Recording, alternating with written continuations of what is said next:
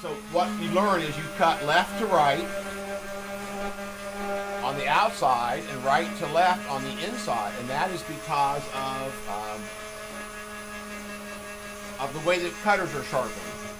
About 5 years ago, I started making wood type. My daughter started to be a letterpress printer and wanted some things made to complete a set she had, and I started looking and found out that no one was doing it, and no one had been doing it for about 60 years.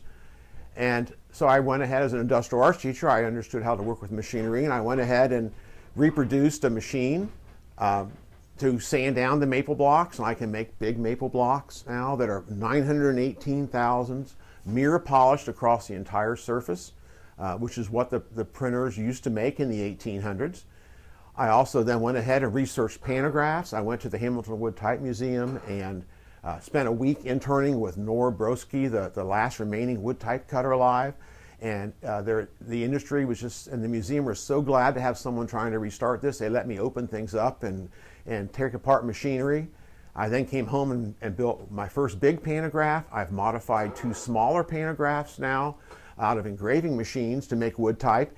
And I travel around to different colleges and universities, book art centers, and lecture on the history of making wood type.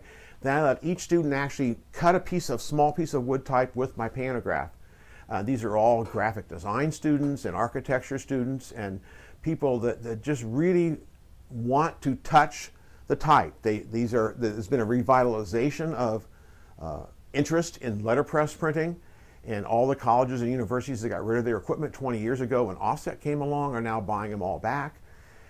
The students come in and they work with computer graphics. They understand how to use computers and how to print, but when they get to actually take that type, the metal and wood type, and set it in the forms and ink it up and proof it off and peel that first print back and look at what they've made with their hands, they just beam. I've seen them do this. They just beam and look at this. I made this.